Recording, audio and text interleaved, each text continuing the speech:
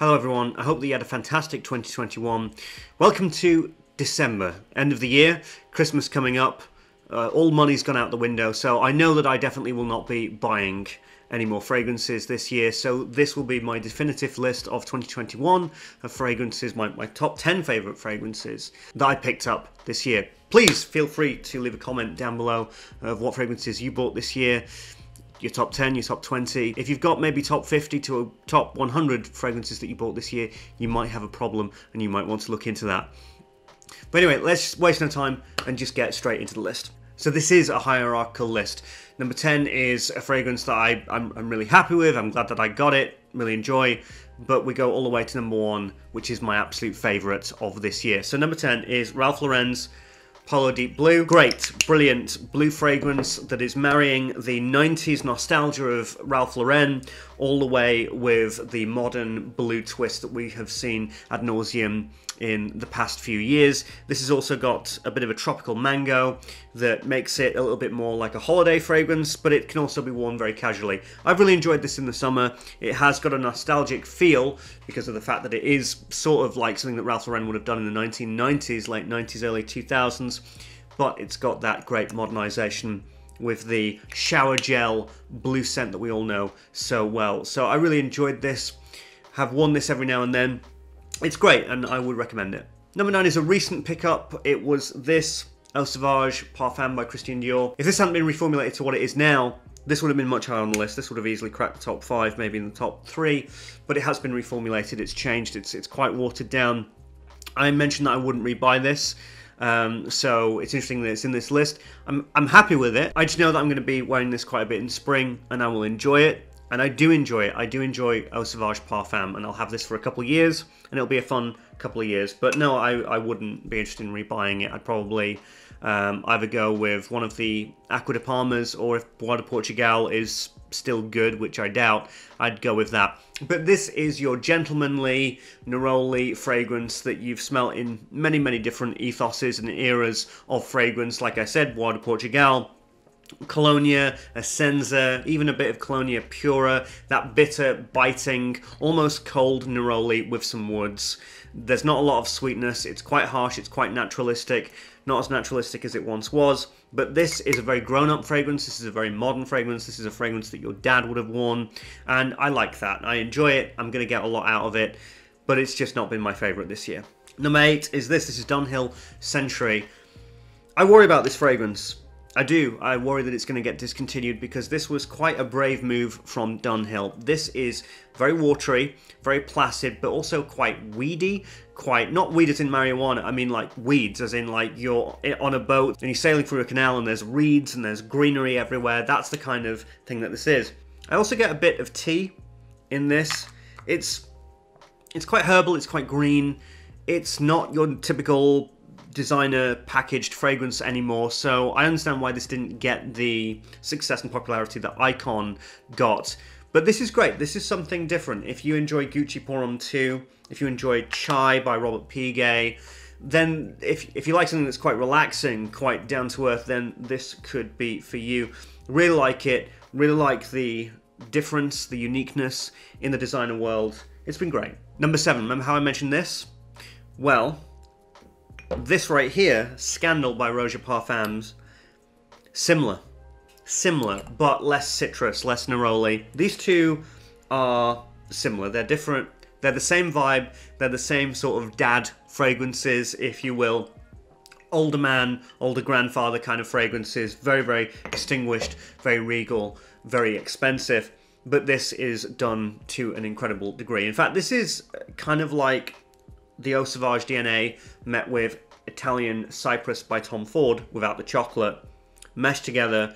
This is my expensive fragrance now. Enigma was my expensive fragrance at one point, and I do like that. I do like Enigma, but this has really, really intrigued me. I think this is actually probably too old for me, but I like that challenge. I like challenging fragrances that smell older. This is something that Mr. Smelly, I could imagine, would really enjoy. Eugenius would really enjoy. People who love their classics, people who love their classic Guerlains, people who love fragrances from the 70s and 80s that smelt rich.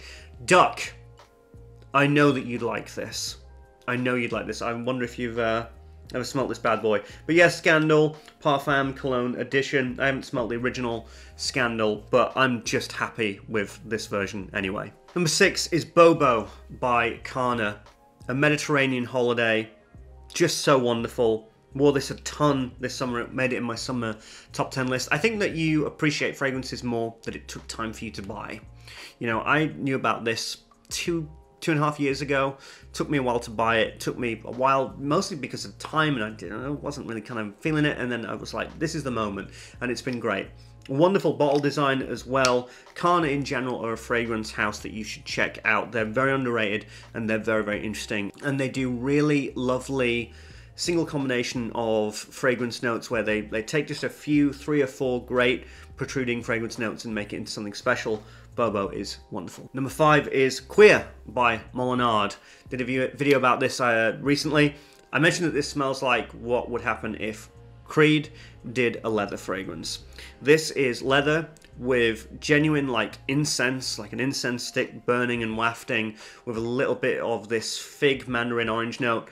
It's really, really great and really compact, very light-footed, easy to wear, pleasant. It's more incense than it is leather in a way, but it's like those two combining. This isn't Tuscan leather, this isn't ombre leather, this isn't the Thameen fragrance leather, this isn't leather with oud or anything like that. No, it's actually quite tame. And in this autumn season, this has really served me well.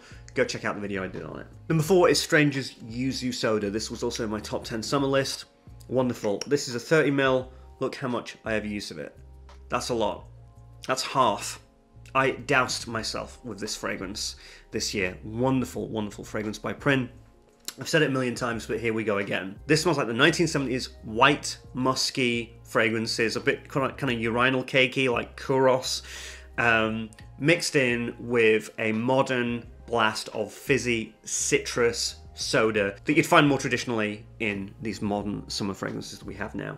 A great combination of generational perfumery, wonderful and high quality. I have used this so much, you should definitely check it out. Now we get to the top 3. This was tough. This has been the toughest top 3 I've done this year. These fragrances kept switching positions. Number 3 became number 1, then number 2 became number 3, and number 2 became number 1. There was a lot going on. It was difficult to decide, but I'm happy. But just to let you know, these 3 have been my absolute favorite fragrances this year, easily, that I've bought recently, anyway. Number 3, which was nearly number 2, but it's not, Sunset Riot, All Saints. You've heard me talk about this endlessly. Fantastic, fantastic fragrance. Baccarat Rouge 540 DNA. Strip the bubblegum, strip the cotton candy, but leave some of the sweetness. Sprinkle a bit of powder, bit of flour on it, then you get black pepper. Basically from Herod. Put that in there. In between all this, you put some citrus in and put some of the woodsy elements from like an Acqua di Parma fragrance. Makes it gentile, makes it wearable, makes it very people-pleasing, very engaging with everybody. You've got Sunset Riot, an absolute smash. 45 quid. A steal. A genuine steal. Amazing. You might not want to get this right now, but when spring comes around, Sunset Riot, baby, it's amazing. Number 2, which was probably what you thought was going to be my number 1, and it nearly was, Oasis. That is some good shit. This was something so different to wear in the summer. There was every other fragrance that I wore this summer, and then there was this. This was absolutely game-changing. It was a fantastic experience to wear this. I wore this in high heat, and this is a very, very thick, oily fragrance, and it was amazing. Just imagine the most beautiful garden ever, and it's a really, really hot day. And in the centerpiece of this grand garden, there's a lavender field or lavender patch. That is this, and you smell all the greenery and the plants. There's also some patchouli. There are some spices that are in here, kind of like curry spices almost, mixing in with all of this. It's a gem. It's a masterpiece. I did a review on this year. I'm smitten with this. It's a pleasure. It has been a pleasure to wear this fragrance. Absolutely stunning. But there can be only one. I bought this a month and a half ago. I have wanted this for half a decade. And I was scared about it being reformulated. I was scared about all these kinds of things. But I put it on, just as good, just as powerful, just as stunning. You better believe that this will be in my top 10 winter. I have worn this nearly every single day since I bought it a month and a half ago. So this is basically probably the most recent edition of this, formulation-wise. It has blown my socks off. And this is kind of almost overtaking ombre leather now, in my estimation of what I'm wearing right now. Can you guess? It's Bulgari Man in Black. This is my favorite purchase of this year. It's that good shit, my friends. I thought I didn't need this because I had Spice Bomb Extreme. Spice Bomb Extreme now looks like this really cutesy Christmas ornament on a Christmas tree. This is a man's fragrance. Got a spicy ginger, got a bit of that vanilla. There's a muskiness, there's a sweetness, and the way that it dances between sweet and dark and spicy, and then sweet and dark and spicy. It is a finesse of a dance between those two elements. This is fantastic. It's just become the fragrance that I'm wearing all the time. But yeah, these two, in fact, I gotta give credit. These three were absolute knockouts for me this year. Sunset Riot by All Saints, Oasis by Motif Olfactif. But yeah, Bulgari Man in Black, an absolute beast. Anyway, tell me, what did you buy this year? I'd love to know in the comments. And if you enjoyed this video, you know what to do. Like, subscribe, leave a comment, and I will see you tomorrow. Thank you.